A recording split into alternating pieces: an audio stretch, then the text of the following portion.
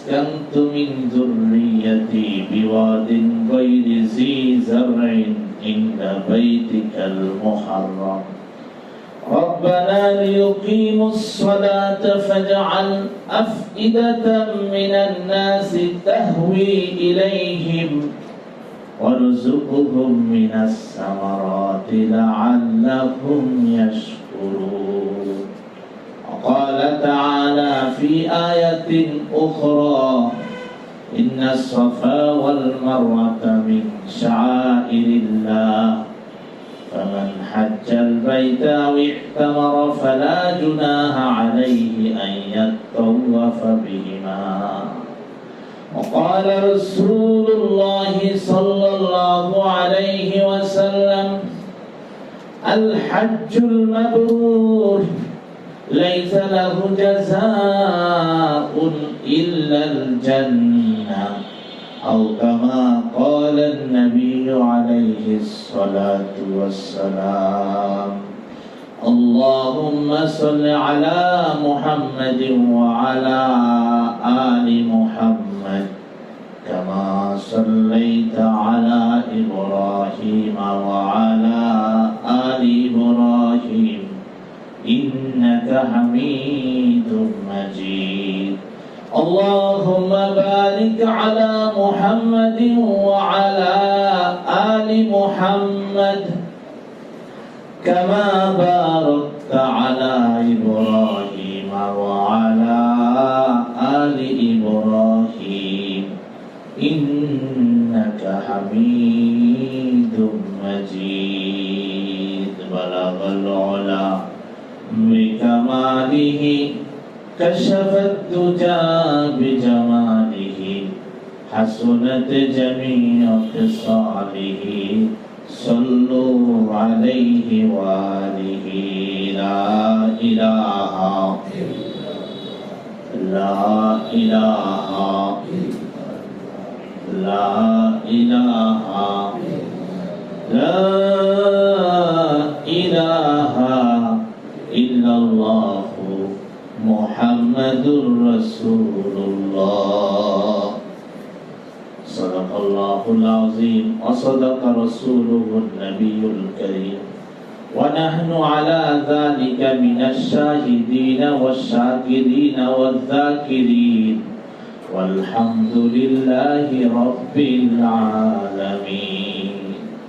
الحمد لله মহান রব্বুল আলামিনের দরবারে লাখো কোটি শুকরিয়া আদায় করি যে আল্লাহ সুবহানাহু ওয়া তাআলা আমাদেরকে আজকে পবিত্র দিনে, গরিবের জন্য হজের দিনে, জুমার দিনে আল্লাহ পাকের মহান দরবারে আল্লাহ পাক আমাদেরকে সঠিক সময় আসার, বসার, কিছু কথা বলার এবং শোনার তৌফিক এনায়েত করেছেন। এজন্য মনিবের দরবারে অন্তরের অন্তঃস্থল থেকে প্রাণ ভরে আমরা কালিমাতুশ শুকর আদায় করি আলহামদুলিল্লাহ। আল্লাহ নবী সাল্লাল্লাহু আলাইহি ওয়াসাল্লাম হাদিস শরীফের মধ্যে ইরশাদ ফরমান, যারা প্রাণ ভরে আল্লাহ পাকের শুকরিয়া আদায় করে, কৃতজ্ঞতা আদায় করে, তামলাউল মিজান, কিয়ামতের দিন আল্লাহ তাআলা তাদেরকে মিজানের পাল্লা পূর্ণ করে সওয়াব দিয়ে দিবেন। সুবহানাল্লাহ। তাহলে আল্লাহ তাআলা আমাদেরকে এরকম একটি মজলিসে আসার তৌফিক দান করেছে। এজন্য কি আল্লাহ পাকের শুকরিয়া আদায় করার দরকার আছে না নাই? আছে। তাহলে আমরা আবারও বলি আলহামদুলিল্লাহ। আমরা সকলে পড়ে নেই রব্বানা লাকাল হামদ হামদান কাসীরান তাইয়িবান মুবারাকান ফি ইয়া রাব্বি লাকাল হামদু কামা ইয়ানবাগি লিজালালি ওয়াজহিক ওয়া আযীমি সুলতানি। আমরা আমাদের মনিব, আমাদের স্রষ্টা আল্লাহ সুবহানাহু ওয়া তাআলা আমরা শুকরিয়া আদায় করে নিলাম, কৃতজ্ঞতা আদায় করে নিলাম। এজন্য আবারও বলি আলহামদুলিল্লাহ। আমি আপনাদের সামনে যে আয়াতে কারিমা তেলাওয়াত করেছি, নবী করিম সাল্লাল্লাহু আলাইহি ওয়াসাল্লামের অসংখ্য হাদিস থেকে ছোট্ট একটা হাদিস পাঠ করেছি। আল্লাহ যদি তৌফিক দান করেন যৎকিঞ্চিত আলোচনা করব ইনশাআল্লাহ। আয়াত দ্বারা বুঝতে পারছেন কি বিষয়ে আলোচনা হবে। যেহেতু হজের ঘটনা সূত্রপাত হয়েছে হযরত ইব্রাহিম আলাইহিস সালাতু ওয়াস সালামের যুগ থেকে, এই জন্য হজের সাথে বাইতুল্লাহর সাথে হযরত ইব্রাহিম আলাইহিস সালাতু ওয়াস সালামের সম্পর্ক গভীর। আশা করি আলোচনা দ্বারা বুঝতে পারবেন হজ, কুরবানি, বাইতুল্লাহ এগুলোর সাথে সম্পর্ক হযরত ইব্রাহিম আলাইহিস সালাম এবং হযরত ইসমাঈল আলাইহিস সালাতু ওয়াস সালামের সাথে। যাই হোক, নমরুদ একবার স্বপ্নে দেখলো বাবেল শহরে এমন একটা সন্তানের জন্ম হবে যেই সন্তানের দ্বারা নমরুদের ক্ষমতা শেষ হয়ে যাবে। নমরুদ যখন এই স্বপ্ন দেখলো, নমরুদের আরামের ঘুম হারাম হয়ে গেছে। খালি স্বপ্নেই দেখে হায় রে, এত কষ্ট করিয়া এই ক্ষমতা নিলাম, এই ক্ষমতা যদি না থাকে, ব্যাংকের সাথে ক্ষমতা যদি ছুটে যায়, তাহলে তো আমি শেষ।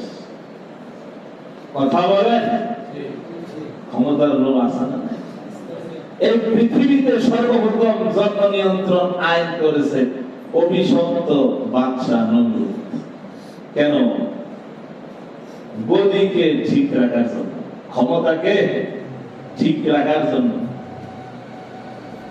আজকে দেখেন না, বিভিন্ন দেশের ঘটনা আমাদের সামনে স্পষ্ট। গদিকে ঠিক রাখার জন্য, ক্ষমতাকে ধরে রাখার জন্য যদি লক্ষ লক্ষ মানুষকে মারতে হয় মারবো, জেলখানায় নিতে হয় নিব, এরপরও ক্ষমতা চাই। কথা বলে, ক্ষমতার লোভ আমাদের মধ্যে ঢুকে গেছে। আপনারা মনে করেন না যে হুজুর খালি বাংলাদেশের কথা, আমি সব দেশের কথা বলি। তবে বাংলাদেশের তথাকথিত নোংরা রাজনীতি আমি করি না। কোন রাজনীতির সাথে আমার সাথে কোনো সম্পর্ক নাই, এজন্য আমি বলতে পারি। কথা বলে, এই ক্ষমতাকে ধরে রাখার জন্য নমরুদ সর্বপ্রথম কি আইন করেছে? জন্ম নিয়ন্ত্রণ আইন। আর এই জন্ম নিয়ন্ত্রণ আইন পশ্চিমাদের স্লোগান, দুটি সন্তানের বেশি নয়, একটি হলে ভালো হয়। এটাকে আমাদের মুসলমান খুব আঁকড়ে ধরতেছে। কথা বলেন, দুটি সন্তানের বেশি নয়, একটি হলে ভালো হয়। এগুলো সব পশ্চিমা লাল চামড়াওয়ালা খ্রিস্টানদের স্লোগান। এটা কোনোদিন মুসলমানদের স্লোগান হতে পারে না। আল্লাহ নবী বিশ্বনবী মুহাম্মদ রাসূলুল্লাহ সাল্লাল্লাহু আলাইহি ওয়াসাল্লাম হাদিসের মধ্যে ইরশাদ ফরমান, তাজাওয়াজুল ওয়াজুদাল ওয়ালুদা ফাইন্নী মুকাসসিরু বিকুমুল উম্মাহ, তোমরা আমার উম্মত বানাও, কারণ উম্মতের আধিক্য নিয়ে আমি আল্লাহর দরবারে উঠবো। আমি মুহাম্মদ সাল্লাল্লাহু আলাইহি ওয়াসাল্লাম সবচেয়ে বেশি উম্মত নিয়ে আমি আল্লাহর দরবারে দাঁড়াতে চাই। সুবহানাল্লাহ। আর আমরা এই দুনিয়াতে পশ্চিমাদের স্লোগান বাস্তবায়ন করতে চাই, ঠিক কি না? আল্লাহ আমাদেরকে বুঝার তৌফিক দান করুন। আমিন বলেন, আমিন বলেন। নমরুদ এই জন্ম নিয়ন্ত্রণ আইন করলো ক্ষমতাকে টিকে থাকার জন্য। শুধু নমরুদ করে নাই, ভারতবর্ষের জালেম বাদশা আকবর, আপনারা তার নাম শুনছেন না শুনেন নাই? মুঘল সম্রাটের জালেম বাদশা আকবর তার ক্ষমতাকে টিকিয়ে রাখার জন্য তার ছেলেদেরকে হিন্দু মেয়েদের সাথে, হিন্দু মেয়েদেরকে তার ছেলেদের বিবাহ বন্ধনে আবদ্ধ করেছে, যাতে তার বিরুদ্ধে কেউ মাথা ছাড়া দিয়ে উঠতে না, তার বিরুদ্ধে যেন কেউ কথা বলতে না পারে। এই জালেম এমন সম্পর্ক করেছে, টানা 51 বছর ক্ষমতায় ছিল। কত বছর? এই ক্ষমতাকে ঠিক রাখতে গিয়া এই অভিশপ্ত বাচ্চা আকবর মুসলমানদের জন্য যে জিনিসগুলো হালাল ওগুলোকে হারাম করছে, আর মুসলমানদের জন্য যেগুলো হারাম ওগুলোকে হালাল করছে। এই জালেম গরু, মহিষ, ভেড়া, দুম্বার বস্তুকে হারাম ঘোষণা করছে, শুকর, কুকুর, বিড়ালের বস্তুকে হালাল করছে। কারণ হিন্দুদেরকে খুশি করার জন্য, কাফের মুশরিকদেরকে খুশি করার জন্য। এই অভিশপ্ত জালেম বলেছে, এখন থেকে ইসলাম ধর্মের মেয়াদ 1000 বছর হয়ে গিয়েছে। অতএব এখন থেকে লা ইলাহা ইল্লাল্লাহ মুহাম্মাদুর রাসূলুল্লাহ চলবে না, এখন থেকে চলবে লা ইলাহা ইল্লাল্লাহ আকবরুল খলিফাতুল্লাহ। নাউজুবিল্লাহ। এই জালেম বাদশা এখন থেকে লা ইলাহা ইল্লাল্লাহ মুহাম্মাদুর রাসূলুল্লাহ চলবে না, চলবে লা ইলাহা ইল্লাল্লাহ আকবরুল খলিফাতুল্লাহ। নাউজুবিল্লাহ বলেন। আসলে কি এই লা ইলাহা ইল্লাল্লাহ 1000 বছর হয়ে গেলে শেষ? লা ইলাহা ইল্লাল্লাহ কিয়ামত পর্যন্ত চলবে, জান্নাতের ভিতরে চলবে না, চলবে না। লা ইলাহা ইল্লাল্লাহ পার্টি হবে যারা এক আল্লাহর সাক্ষ্য দিবে, আল্লাহর নবীকে তারা বিশ্বাস করবে, আল্লাহ রাব্বুল আলামিন তাদেরকে জান্নাত দিয়ে দিবে। সুবহানাল্লাহ। একটা কাফের সারা তার জীবন কুফরির মধ্যে অতিবাহিত করেছে, কিন্তু শেষ বয়সে এসেও যদি মৃত্যুর আগ মুহূর্তে এসেও যদি ঘোষণা করে লা ইলাহা ইল্লাল্লাহ মুহাম্মাদুর রাসূলুল্লাহ, আল্লাহ তার জিন্দেগীর সকল গুনাহকে মাফ করে দেন। সে কালিমা পড়ার পরে, কালিমা ঘোষণা করার পরে এরকম পুত্র পবিত্র হয়ে যায়, বাচ্চা ভূমিষ্ঠ হওয়ার পরে যেমন আর কোনো গুনাহ থাকে না, ঠিক একদম কাফের সারাটা জীবন কুফরির মধ্যে অতিবাহিত করার পরেও শেষ বয়সে যদি এসে বলে লা ইলাহা ইল্লাল্লাহ, তাকেও আল্লাহ তাআলা লা ইলাহা ইল্লাল্লাহ এই কালিমার কারণে পুত্র পবিত্র করে দেন। সুবহানাল্লাহ। তাহলে এই জালেম বলেছে এখন থেকে লা ইলাহা ইল্লাল্লাহ চলবে না। এই জালেম ইসলামের পঞ্চবৃত্তি হজের বিধানকে রহিত করে দিয়েছে। সে ঘোষণা করেছে এখন থেকে ভারতবর্ষে এই হিন্দুস্তান থেকে কেউ মক্কা শরীফ হজ করতে যেতে পারবে না। নাউজুবিল্লাহ বলেন। অথচ ইসলামের ভিত্তি কয়টি? 5টি। আব্দুল্লাহ ইবনে ওমর রাদিয়াল্লাহু তাআলা আনহু থেকে বর্ণিত আছে, আল্লাহ নবী সাল্লাল্লাহু আলাইহি ওয়াসাল্লাম ইরশাদ করেন, বুনিয়াল ইসলাম আলা খামসিন। ইসলামের ভিত্তি, ইসলামের স্তম্ভ 5টি জিনিসের উপরে নির্ভরশীল। কয়টি জিনিসের উপর? বুনিয়াল ইসলাম আলা খামসিন। ইসলামের ভিত্তি হলো 5টি জিনিসের উপরে। 1 নম্বরে শাহাদাত লা ইলাহা ইল্লাল্লাহ ওয়া আন্না মুহাম্মাদার রাসূলুল্লাহ, এক আল্লাহর সাক্ষ্য দেওয়া এবং মুহাম্মদুর রাসূলুল্লাহ সাল্লাল্লাহু আলাইহি ওয়াসাল্লামকে তার রাসূল নবী হিসেবে সাক্ষ্য দেওয়া। সুবহানাল্লাহ। ওয়া ইকামিস সালাতি, কি কায়েম করা, নামাজ কায়েম করা। এটা ইসলামের পঞ্চভিত্তির মধ্যে আছে না নাই? তাহলে আমরা যারা নামাজ পড়ি না, ইসলামের 5 ভিত্তির এক ভিত্তি আমরা মানি। কথা বলেন, আমরা যারা নামাজ পড়ি না, ইসলামের পঞ্চভিত্তির একটা ভিত্তি আমরা মানি।